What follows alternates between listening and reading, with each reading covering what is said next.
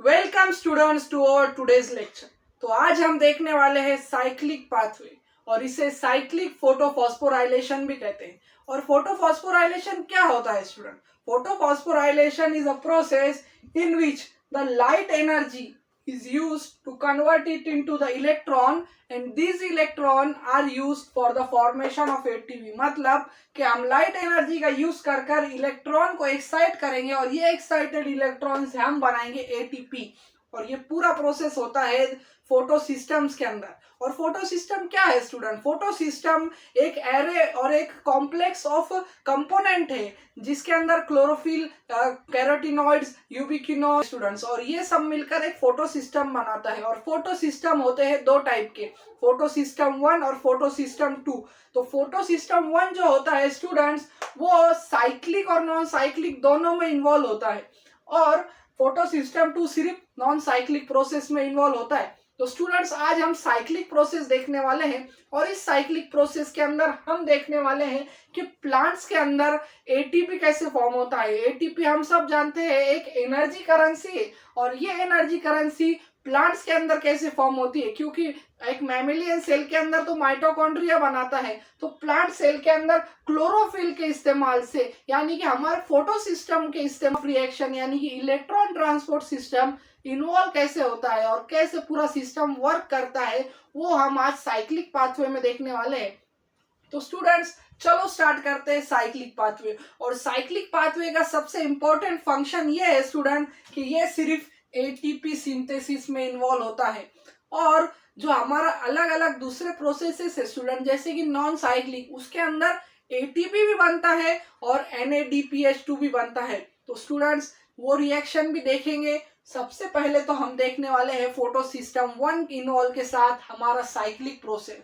तो स्टूडेंट्स जैसे कि हम सबको पता है कि प्लांट लाइट एनर्जी यूज करता है, तो यहाँ पर हम सन की एनर्जी लाइट डिपेंडेंट रिएक्शन देख रहे हैं स्टूडेंट। लाइट डिपेंडेंट रिएक्शन का ये मतलब है कि उसमें लाइट एनर्जी इन्वॉल्व है। तो स्टूडेंट जैसे ही हमारे सन की एनर्जी हमारे पिगमेंट्स पर पड़ेगी, यानी कि हमारे क्लोरोप्लास्ट पर पड़ेगी। क्लोरोप्लास्ट में होता है थाइलोक्लाइड, और थाइलोक्लाइड कंटेन करता है हमारा क्लोरोफिल, और वो एक स्टैक में होता है जिसे हम ग्रेना कहते हैं।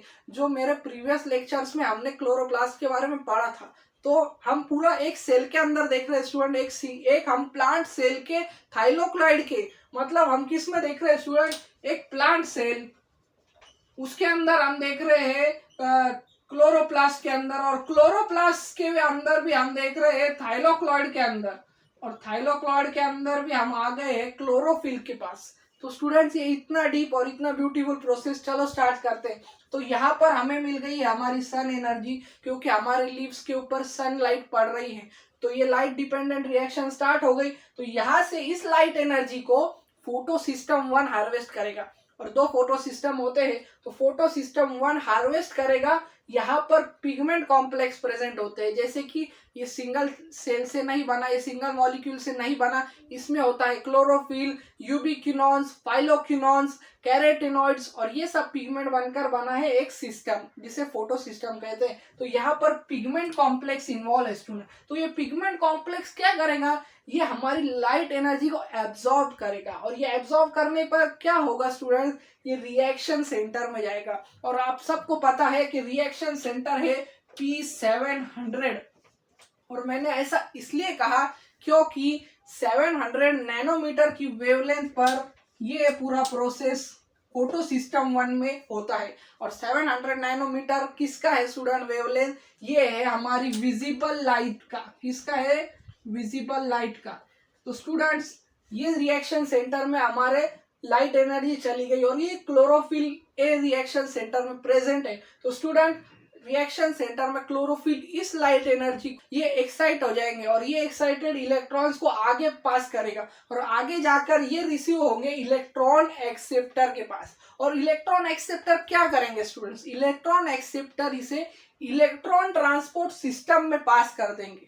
किस में पास करेंगे? इलेक्ट्रॉन ट्रांसपोर्ट सिस्टम में। तो इलेक्ट्रॉन ट्रांसपोर्ट सिस्टम क्या करता है, जैसे ही हमारा इलेक्ट्रॉन ग्रेडियंट बन गया स्टूडेंट्स, यहाँ पर ये कीमोऑस्मोसिस का प्रोसेस करते हैं कि इलेक्ट्रॉन ग्रेडियंट बनने के बाद ये पूरा ग्रेडियंट एक एटीपी सिंथेस के थ्रू गुजरेगा, और ये एटीपी सिंथेस के थ्रू गुजरेगा तो यहाँ पर एडीपी यानी एडिनोसिन डाइफॉस्फेट के साथ इनऑर्गेनिक फॉस्फेट ऐड होगा और हमें मिल जाएगा हमारा एटीपी मॉलिक्यूल।